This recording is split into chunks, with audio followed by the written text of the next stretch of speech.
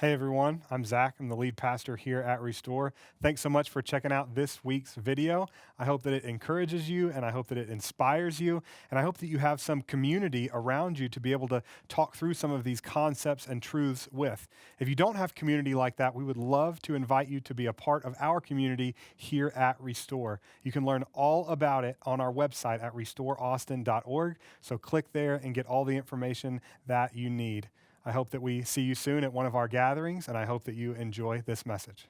Hey, we have Sam Wan with us this morning. Sam, I've been looking forward to this conversation. I'm so excited to have you on. Thank you for being with us. I'm really excited to do this. I really appreciate you giving me the chance to share with your church, because a lot of what I share today is hopefully helpful, but really it does come from a very personal place. And I feel like it is kind of at this intersection of my ministry experience, personal experience, and also even just my education and training. So I'm excited that you've given me this chance. Oh, well, thanks, Sam. It's a fun thing, the summer mixtape series that we've been in, getting to talk to a bunch of different people, a very diverse group of people, both age, gender, race, ethnicity, but also just perspective. And you bring that, as you talked about, a unique perspective. And so I want to give people a little bit more information on you, kind of the bio side, and then I'm going to ask you to share a little bit of your story after that. So Sam was born in Seoul, Korea, and his family immigrated to America when he was less than a year old. He grew up in the Korean church, but spent his formative years as a part of multiple cultures, which we'll hear a lot about in the future. But that included Korean immigrant communities, low-income minority communities, and blue-collar suburban communities in both Ann Arbor, Michigan, and Dallas, Texas. Sam was also a pastor's kid who wrestled with faith at times before dedicating his life to Jesus during his college days at the University of Wisconsin. Go Badgers! Is that what you say, right? Oh, yeah, on Wisconsin, go Blue. So okay, I was way off. no problem, no problem. And then after college, he attended the University of Michigan, where he received his doctorate of pharmacy. He also has a master's of theology and a PhD from Dallas Theological Seminary, multiple doctorates, multiple masters, impressive resume, man. Also spent 3 years in Russia doing student ministry with Campus Crusade for Christ, now called Cru. Sam and his wife, Hannah, live there in Dallas, and they have 3 wonderful kids. Rachel, who's in medical school, Caleb, who is a high school senior, that forever famous 2020 class. Caleb's a part of that. And then Christopher, who is in middle school. Now, Sam and I we have one of those rare, healthy relationships that we connected on Twitter and met each other on Twitter. And it didn't turn out to be the dumpster fire that many people think that it is or talk about it is. It is that sometimes, I'll be honest. Twitter can be that sometimes. But I've made a number of great friends and acquaintances through that. And I count you as one of those, Sam. So, man, I'm so glad that you're here with us. So yeah, we just tell us a little bit of your story. Obviously that was your bio, but a little bit deeper of who you are, where you're from, and how you got to where you are today. Sure. Well, thanks again for having me. And I'm just really excited to be able to talk to the folks at Restore Austin, because it's a church that through you, I've gotten to follow a little bit. And I love what you are doing there, the community you have there. And I feel like you are the type of folks that I want to share these stories and thoughts with, because I feel like your community gets it. So I'm third culture. So it would be one of the things I want to help put some light on today is that when you come across someone like me, and I want to be clear, everything I share today is very personal. So I'm not claiming to speak for all Asian Americans or all people of color or all minorities, but I do feel that there are aspects of my story that will help shed light on the experiences that are common to immigrants, minorities, and people of color in a more general sense. I got to grow up for early childhood in Ann Arbor, where it was very idyllic. It was very ideal. It was like Model UN at school, because I was in a school that was attended primarily by the children of international students. And so I was in an upper crust type of setting with kids from all over the world. I am not joking. I had friends, literally, our next door neighbor was from Kuwait. Our friends just down the hall from us or down the building from us was from Saudi Arabia. And then I had friends that were Native American in our apartment complex. And so, and at the school, my classrooms were always diverse. I never felt that being Korean American made me stick out in a negative sense there, because there were Japanese American, other Korean Americans, there were Black, white, there were European immigrants, there were kids from South America. So the classrooms there and the school experience was almost defined by diversity. And I grew up, I'm a little older, and so I grew up in an age when everyone was really into the melting pot, narrative. And so it was a great time to be there. And I'm thankful because looking back, I realized it helped me form some healthy views of self as a young child.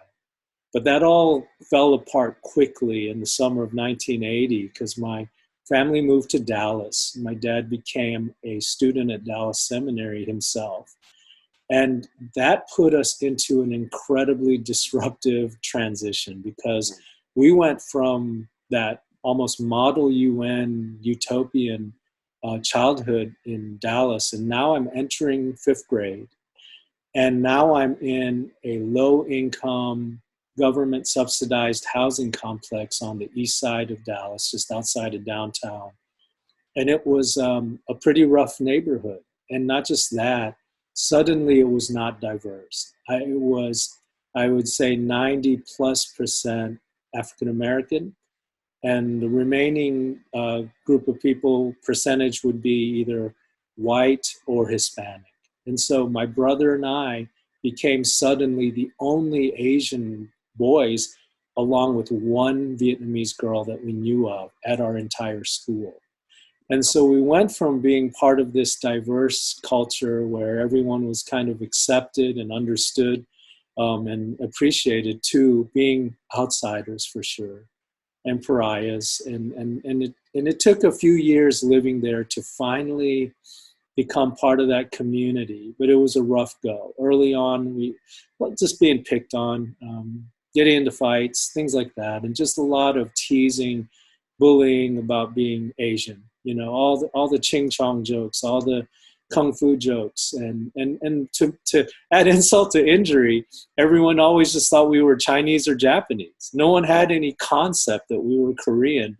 And when we said so, it just seemed lost on them. So it was really just feeling kind of invisible and too visible all at the same time.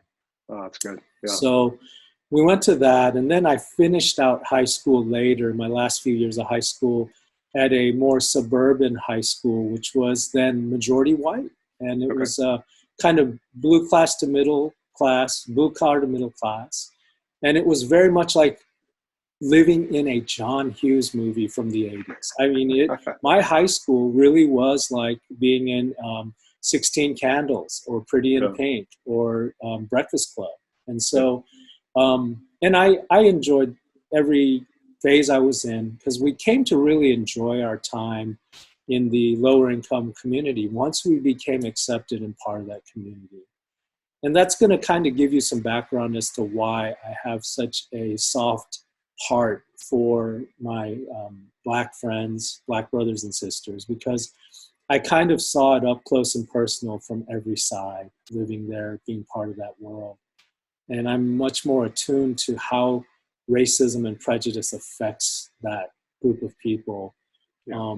And I really identify with that in a lot of ways. So that's kind of the background that hope fills in some of those gaps. Yeah, that's so helpful, Sam. And I remember one thing that when we spoke last, you actually mentioned that that little girl from Vietnam that people either assume that she was your sister or your girlfriend, and they would say, "Is she your sister or your girlfriend?" Right. Right. And how I loved what you said about how you felt invisible and too visible all at the same time. And I think that's not an experience I've ever had.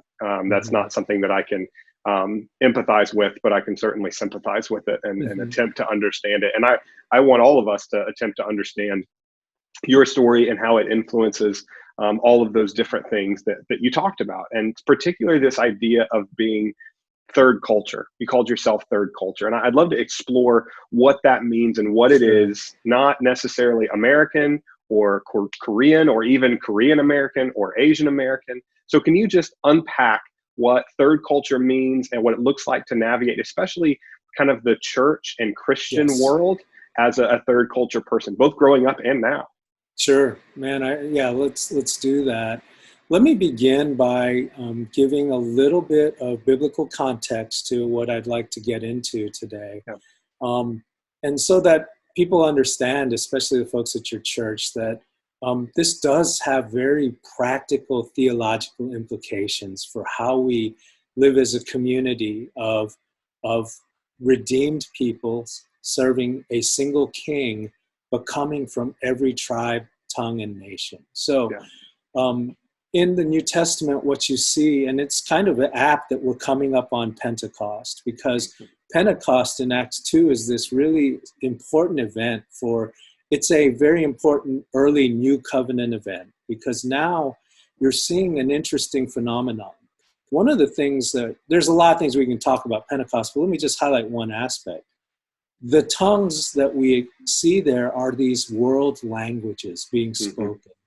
And what the Spirit does is, in a sense, he redeems Babel.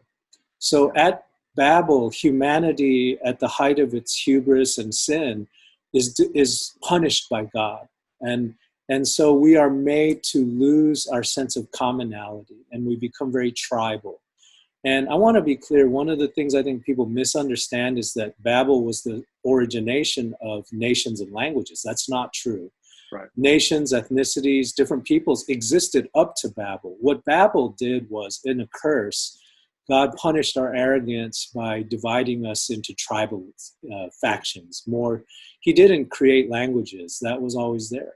And Revelation 7, frankly, gives us a wonderful understanding of that, because what we see there is that the beauty of humanity in its finally glorified and redeemed form is a humanity from every nation, tribe, and tongue. Yes. So humanity at its best is diverse. It's not homogeneous. We're not at our best when we become this one single, unrecognizable kind of single identity. So that's important for us to, Such an important point, man. I'm glad that you said that, because I do think that there is a sense, because of a misunderstanding of Babel, to believe what you just said, that somehow language and different cultures and ethnicities and all of that stuff is some negative thing or form of punishment, when in reality we see the new heaven and new earth. Those things still exist, where there is no sin, there is no anything, right? So those things have been good from the beginning. That's right. What is bad is the enmity that exists between those things, and the raising of one above the other. Yes, that's good. Absolutely. So what we see in the New Testament is a real struggle early on for this new church community to kind of reconcile these tensions. We saw it in Acts with the Hellenistic widows and the Jewish widows. And what you see evolving here is a very early form of majority culture, minority culture. So the Greek Jewish members of the early church were contending with the fact that in the early church, Jewish culture, so not Judaism, not the religion, but the culture, was the predominant culture of the early church, because the apostles were Jewish. And many of the earliest followers of Christ were Jewish. And so the culture was Jewish, and people were starting to come into this body from outside of Judaism. And even within Judaism, you had a distinction between those who were born Jewish versus those who were Jewish, but had adopted or were born into Hellenistic type of settings. And so how did the church address this? It's really important. We can take a few lessons away from the apostolic writings. And I'm compressing a lot here, but just bear with me. The takeaways for me are when these divisions popped up in a very tangible sense. And so the way they handled that in Act 6, for example, with the widows from the two different groups, is very telling. They didn't say, hey, just deal with it. This is the way it is here. Instead, the apostles took time out to elect members of the church to oversee ministry to that group, saying they have been neglected. That's not good. Let's address it. Here's what they did, though. They elected Hellenistic Jewish people to oversee them. Those deacons were not, if you look at the names, they were not Semitic Jewish people, but rather Hellenistic Jews. They were from those groups, so they were representative. So that's important. That's fantastic, Sam. Yeah. And then you gave us a great point in what Paul talks about in Ephesians. He talks about the dividing wall having been removed and that there's this new man. But the new man is not this homogeneous humanity. Rather, it's made up of Jew and Gentile. Yeah. And he unpacks that. Where we see this come to a head in a really powerful way is in Galatia. So the whole epistle to the Galatians is dealing with this kind of form of Judaizing, that this heresy that was creeping into the church, and Paul wanted to really nip it in the bud. And where you saw it really hit in a very practical way was his confrontation with Peter. So Peter was struggling because he's Jewish through and through. And so some of these Judaizers wanted to force new converts, especially coming out of Gentile cultures, to accept circumcision, which was the main issue. But there were other things, such as Paul references in other letters, things like the meat sacrificed to idols. So these are all cultural issues. They're not gospel issues. Right. And so Paul has to step in and very strongly, as he said, I opposed Peter to his face, because what he saw was, you're imposing your culture on these new converts, not the gospel. So it's important for us to see that in the early church, there was a recognition that becoming a follower of Christ is a transnational, transethnic, intercultural phenomenon, and the community was meant to be diverse. In Colossians 3:10 and 11, Paul puts it great. There is no Jew or Greek. There's no barbarian or Scythian. There's no male or female. What he's not saying is there's no distinction. What he's saying is that those identities no longer separate us. Yes. But we maintain them. So I just wanted to give that kind of prelude to help understand where I'm going to go in terms of the practical implications when it comes to what you're wanting to talk about today, which is third culture folks, cross-cultural interactions, and identity within our churches. So man, that's so good, Sam. I appreciate that you give that undergirding. Obviously, everything we do is undergirded by Christ and the resurrected Christ and his gospel and all of that stuff. And I love that you started with that and brought that in. It was a new insight. I'll be honest, a new insight for me about the widows and appointing Hellenistic people to lead that. And so you have this incredible thing of, you have majority culture in the same church, majority culture kind of ignoring or even maybe oppressing minority culture in the church. And so when the leaders of the church see that, they don't ignore it. They go into it head on. They say, this is not okay. And the people they appoint to oversee how to make it okay and how to bring more equity is people from the minority culture. That's incredible, man. Thank you for sharing that. That's I can't wait to hear the rest of it, but man, that's worth all of it right there. That's fantastic. Sure. So talk to us more about how it kind of practically plays itself out now. So let me kind of unpack a little bit, and I want to give kind of like 3 areas, I think, where majority culture can grow in their ability to better serve and better build relationships with minorities within your churches. So first one is seeing majority culture. So I think one of the things, David Foster Wallace had this great anecdote, so I'll just paraphrase it. He said, there are these 2 young fish walking down the street, and an older fish swims by and says, hey boys, how's the water? And the 2 young fish look at each other and say, what's water?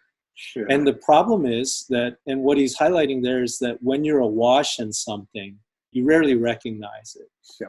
So one thing that me and many other people of color and minorities see is that majority culture is a distinct culture, or I might call it white culture, and I don't say that in a derogative way. Sure. It's a culture. So the way a lot of my white friends, the movies they prefer, the clothes they wear, the way they speak, these are all things that have cultural significance, even if they don't recognize it. So here's the problem. It's always been seen as white culture is just the way it is. It's just the culture.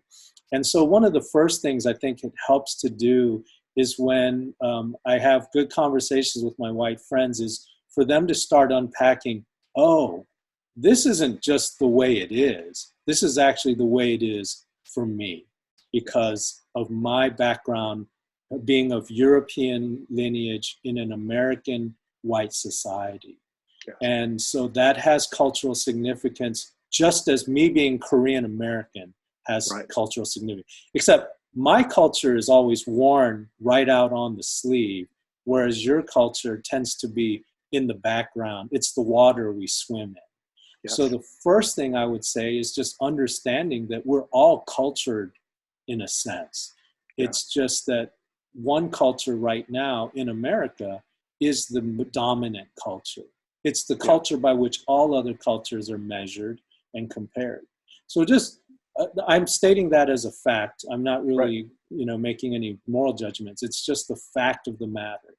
And I remember being in college, and my best friend in college, the best man at my wedding, is African American guy, and we were having a conversation really early on. His name's Wayne. He preached at our church before, so a lot of our folks know him. But I remember asking him about BET, right, about Black entertainment television, and said, why do you have Black entertainment television, and it would be wrong, or why don't we have white entertainment television, right? Mm-hmm. And I remember he said, all the rest of it is white entertainment. Yes.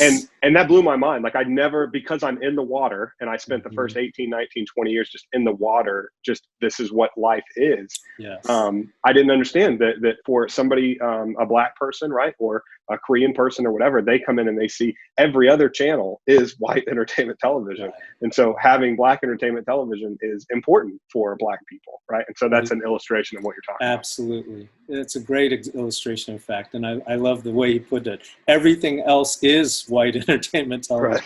Right. And it's true. And that's kind of the same way we view clothing, the way we view food. So imagine, all you have to do is just think about the times you've traveled outside of America. Yeah.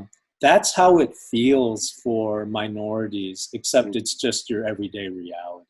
So for us, unfortunately, it's not tourism. It's just life, to feel like, where do they have our clothes? Where do they have our food? So anyway, just first of all, it's just recognizing how culturally situated all of us are, not just those of us who are from different cultures. This will help to bring to light the in-group, out-group dynamics that are unfortunately just part of every institution. It also helps us to understand how majority-minority culture often interacts and the tensions. Yeah. Number 2 is unconscious bias. So let me give you a quick, helpful way to understand this. And I'm going to begin by giving you a definition of racism that Garland Dunlap, he's a fellow alum of DTS, and he recently I got to work with him on a panel for spiritual formation there. And he gave me this definition of racism that blew me away. And so I just want to share that with you folks. And what this helps you do is realize racism often is a sensitive word because we take it as a slur. So when we hear racism, we get defensive. We tense up and we don't want to hear anything else. But let me kind of share what he said. He put it this way. Racism is acknowledging that, or thinking, my version of humanity is better than your version of humanity, which means there are different rules which we live by. Yeah. It's true. It's a wonderful way to understand racism. So I give that as the underpinning for understanding unconscious bias. So here's what happens.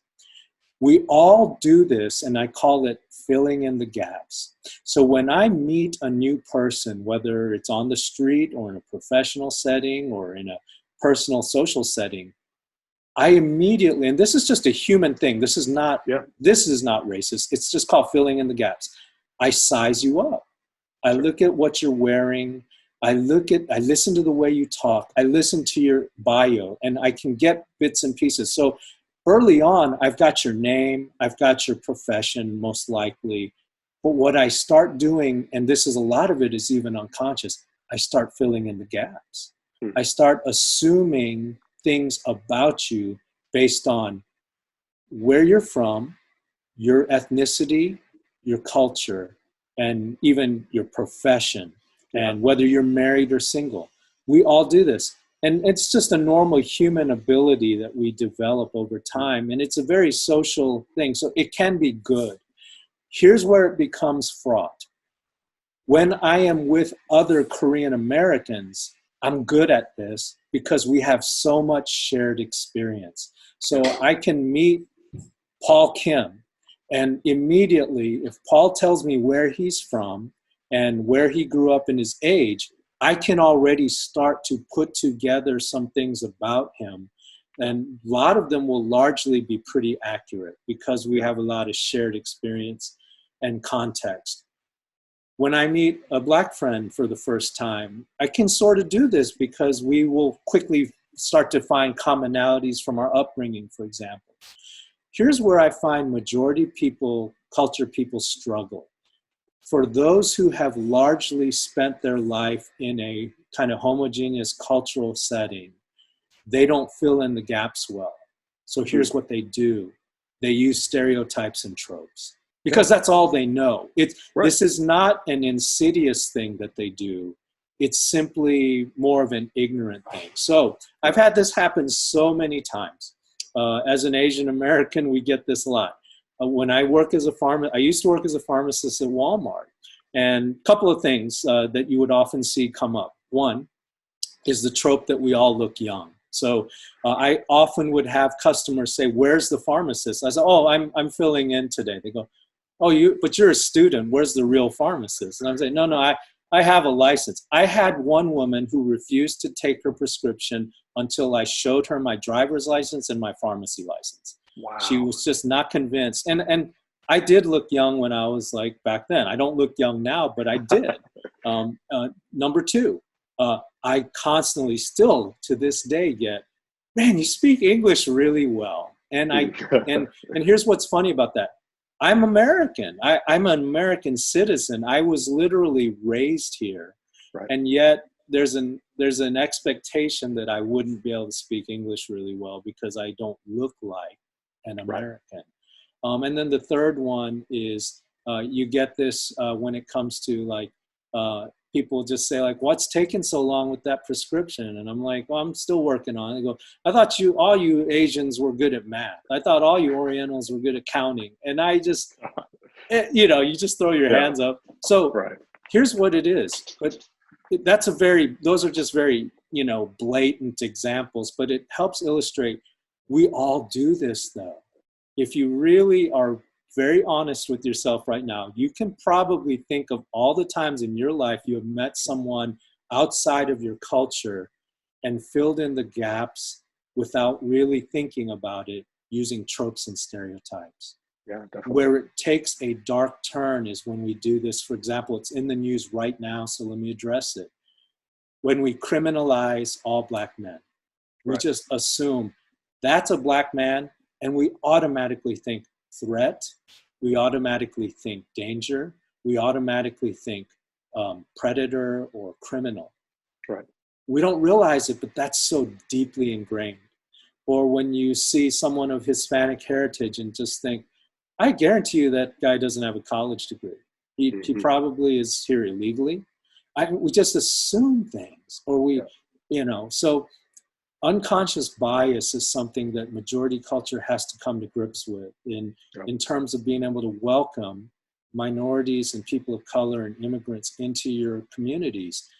Can I get to know them honestly and deeply, and not just resort to filling in the gaps using kind of spurious or stereotypical information. The only way to do that is to not get to know people outside of your culture groups. Yep. So that's the second. And then the final thing is what I would call very subtle paternalism. So this is where I've seen this, especially institutionally. Okay. There is a sense I got when I was in seminary that the gospel and Christianity was largely a white European kind of, they had the hegemony and the mastery of theology.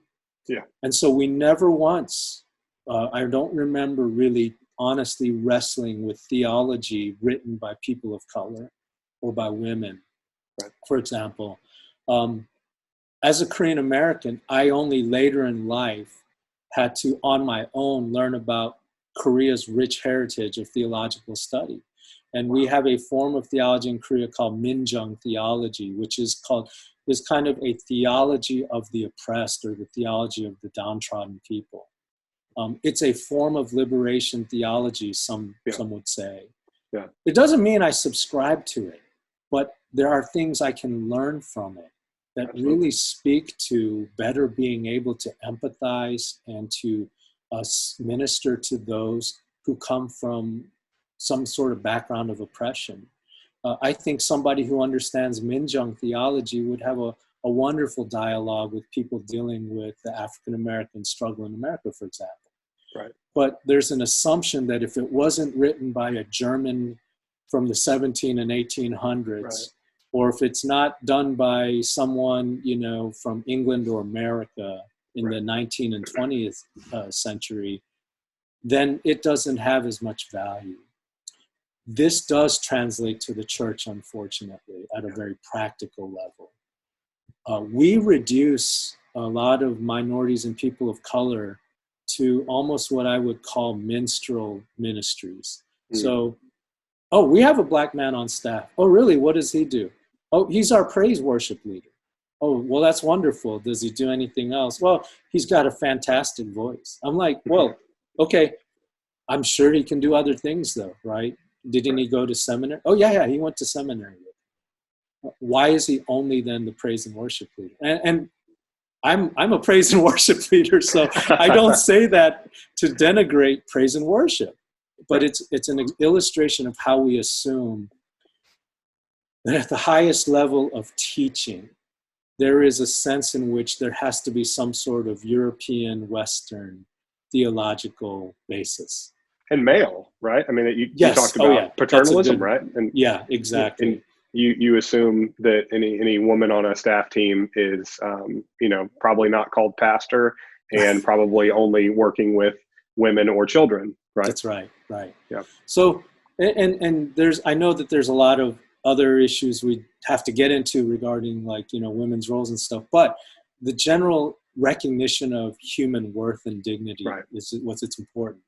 And so a lot of times there has been a lot of what we call cultural negotiation that minorities have to do. And it's always tends to be very one-sided. So cultural negotiation, if people have not heard the term, is simply what a out-group person has to do in order to navigate in-groups well. Yeah. One manifestation of that is code switching. So as a third culture person, one of the things I've gotten good at is code switching. And Black friends do this all the time. It's probably more dramatic with them, but Korean Americans do it, believe me. So when we're together and it's just a group of Korean American friends, we will tell jokes and we will reference things culturally differently than if we are with mixed friends and crews. Sure. And it's because we know things about each other culturally that people outside of Korean culture may not always get. Well, here's what happens in majority culture spaces and institutions. The minority is always the one at the unbalanced end of the table. So when we're culturally negotiating ideas and perspectives, we're always expected to come all the way over to the other side of the table and sit there where the majority culture sits. And the majority culture rarely ever will reciprocate that. And that's what I mean by cultural negotiation. Yeah. So when you see like a Korean American family in a majority white church, for example, they understand the language just fine. And they get the culture because they're Korean American. So they can listen to your sermons and they can do all the work of joining in the worship. And I don't mean to make it sound like it's all terrible. A lot of it is part of who they are too. Yeah. But what they don't get in those ministry settings often is they don't have the Korean side nurtured. So when they come to church, it's almost like they're saying, okay, for the next 2 hours, we're just going to be American. Yeah. And then we can go back to being Korean American. And if we're around family, we'll just be more Korean. Okay. That's at the heart, I think, of being third culture type of people like myself. Man. Yeah, that makes so much sense. It's helpful to frame it that way. Just for me personally, I know for others listening to be able to think about it through those 3 points, those 3 lenses. The thing that pops into my mind, Sam, is how do majority culture people like myself come down to the other end of the table, and make that move intentionally? That's a great question. And it's going to sound almost Pollyanna or rose-colored. But really, a lot of it is simply getting to know folks outside of your cultural settings, like context, and saying, you know what, and not doing it in a tokenist way. So don't, I jokingly call it the community college brochure approach to relationships. So don't look for a Korean guy just because, you know what, I really need a Korean person in my life because that's something I don't have. You're not collecting friends to like complete the set, Yeah. But if your interactions bring you into contact with them, or for the church, this is even more specific. There are people in your church, if you are at a multicultural or multi-ethnic church, who are not from your culture. Yeah. Build real relations. So go beyond the Sunday, hey, how's it going, as you share a donut and coffee. Yeah. But I call it kitchen time. One of the most intimate ways to get to know people outside of their cult or outside of their shell is in the kitchen. I'll give you an illustration. When we lived in Russia, it was so intimidating at first. Yeah. Everything you've seen that's kind of stereotypical about Russians being these dour, grim people can seem true, but it's not. And we had to learn that by building real friendships with Russian folks. And here's what we learned. And they even say this amongst themselves. They said, yeah, if you run into a Russian person on the street, you know nothing about them. It's like when you get behind their door and have tea and break bread, this is when you see the mask come off, and it's amazing. They are funny. They have a great sense of humor. They love to laugh. They have a joie de vivre that's like as rivals any other cultures. But we just don't see it because in their culture, you don't put that business, quote unquote, so to speak, on the street. Sure. And so one of the things we can do is get into one another's kitchens and have that tea or that beer with one another, share the stories and get to know.